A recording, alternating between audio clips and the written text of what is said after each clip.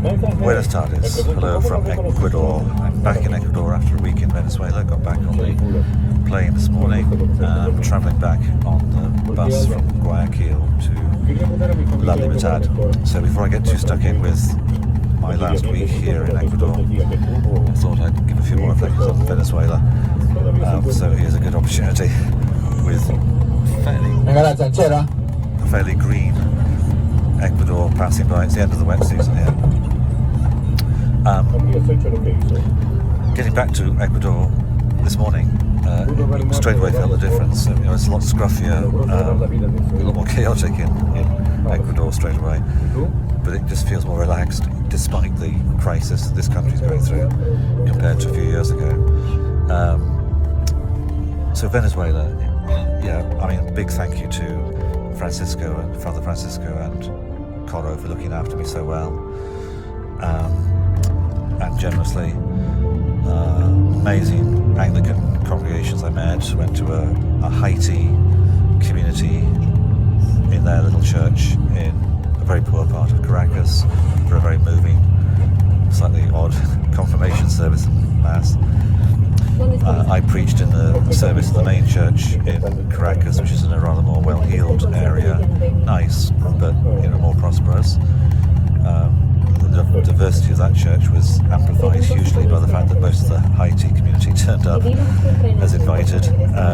Some cost to themselves, I would think, getting there. They sort of stood apart, well, partly because most of them were black, but also clearly poorer than everybody else. You could tell that in fact there were several thin people. Well-heeled Venezuelans tend to be slightly on the white side due to the diet. And they were better dressed, the Haitian congregation, because in that old-fashioned poor working class or sub-working class way you dress up for church, and also because they filled their pockets and bags with the leftover pizza after the mass. Wonderful place, beautiful, vast. You could fit 4 or 5 Ecuadors into it. Green, hot and green. Lovely, colourful houses. It felt a bit like Cuba at times. All these poor shacks of houses, but brightly colours flaking away. Old vehicles like you imagine in Cuba, being sort of held together by sort of farmyard and backyard mechanics.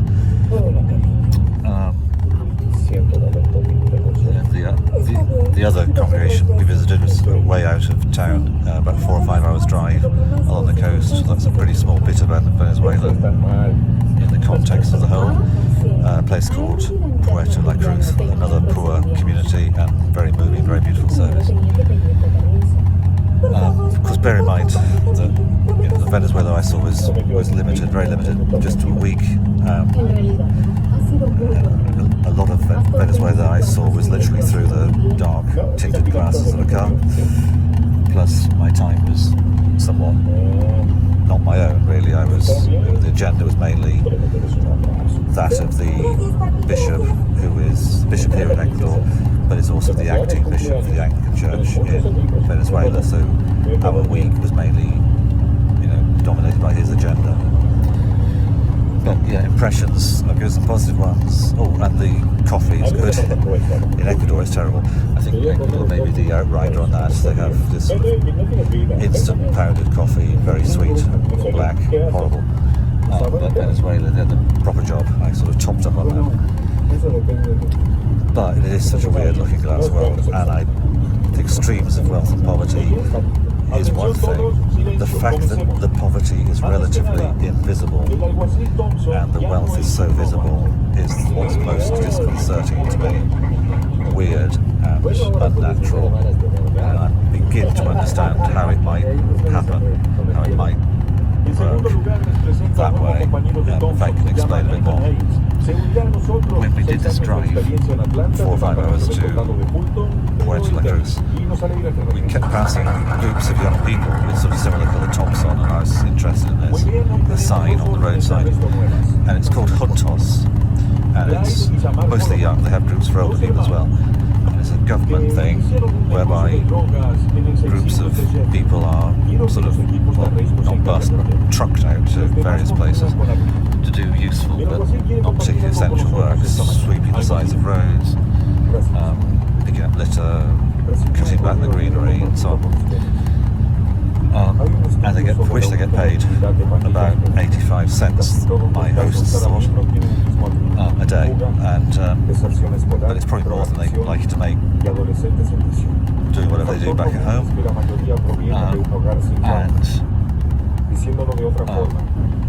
And it gives them some food as well, comradeship, exercise, work, and probably it would be a good look to turn down the opportunity.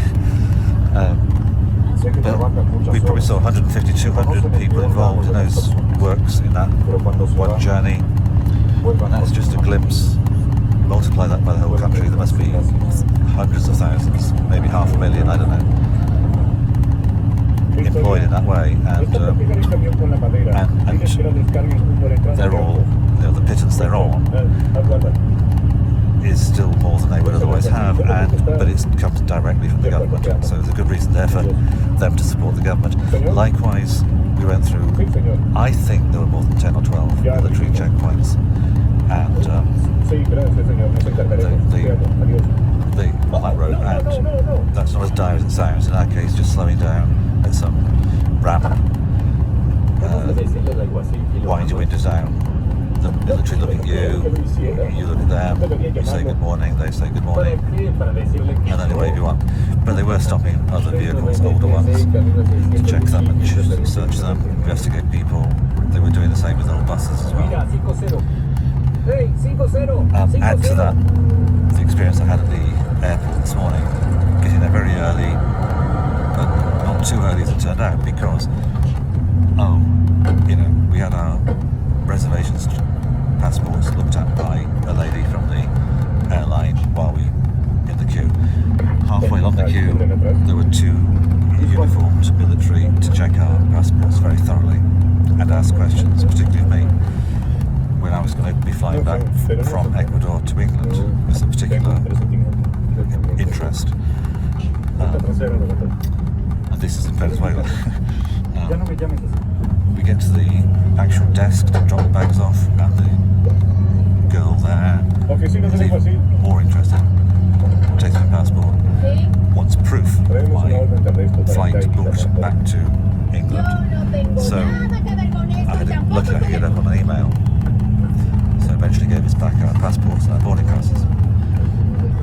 But then we were allocated to a group, maybe because of this or because it was random, I don't know, to a group who were going to have a stricter screening for drugs.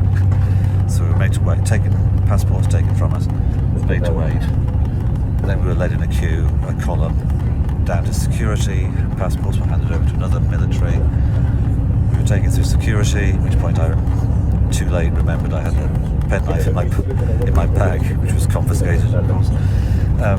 Made to wait some more. Then each of us had to go into like a kind of X-ray cabin to be screened for drugs on us or in us, I guess. And then waited some more, had our passports given back to us, then had to go through migration control, because I guess they're concerned about people coming into Venezuela, they're even more concerned about people leaving, which in my case meant even more interest in my passport, taking my phone to check the email. Then she left me there, left the office, went off with my phone to consult. Eventually, thankfully, came back, photographed me, did the electronic thumbprint. I got my passport back. By this time I was a bit spooked. I don't know what it's like in other parts of the world. Maybe the States is like this, I don't know. But for me it was a bit alarming. But anyway, I thought at least I've got through now. I mean, past security. But oh no. Get to the checkout boarding gate, and there's two more military to frisk you for weapons. The weapons that you've presumably picked up in the duty-free shop. And there's another scanner for your bags, and somebody else checking your passport. So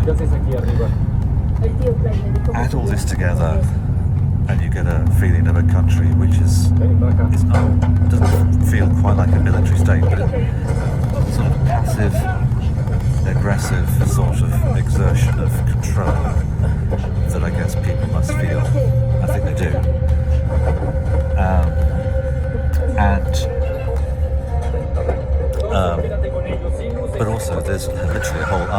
of young people in the military and police who are earning sort of probably several times, if not 10 times more than they could earn anywhere else. They get in uniforms, they look proud, they look good in them. They have lots of other perks. They have special clubs, parks, gymnasiums, sports clubs, schools, special healthcare just for the military. So there's another whole swathe of people with plenty of good reasons to support the government, which is why they don't expect it to change when there's an election in a few weeks' time. But, last night I was staying in a hotel. Why that was is another story. It was a luxury hotel, so I asked at the desk if how to operate the safe in my room. So William, the Buttons, chap in him, about his 30s I suppose, came up with. He was keen to practice his English, as was the guy at the desk. And I began to see why. Well, he explained why, because he wants to improve his English so he can emigrate, get away. And the same was true of Luis, the young chap, attendant by the pool, handing out the towels and asking did I want a drink. And he was keen to practice his English, and I sort of remarked on the fact that my first visit to Venezuela, how lovely it was, but I was rather struck by the fact that there were clearly lots of people with not enough money and looking at the hotel, clearly a lot of other people who got plenty of money. And he smiled very nicely and just said, what can I say? And I said, well, don't need to say anything. I understand. But I think it could be my last words on the place. What can I say? What can I say? As for the staying in a luxury hotel, there's a whole other story about the church. It's poverty in many aspects, and it's spending money that it doesn't have in other aspects. I should add that I paid my own flights, but that's a story for another moment. So probably enough for now from this rather noisy, bumpy bus in Ecuador. Very typical countryside in this part of Ecuador. Approaching La Libertad.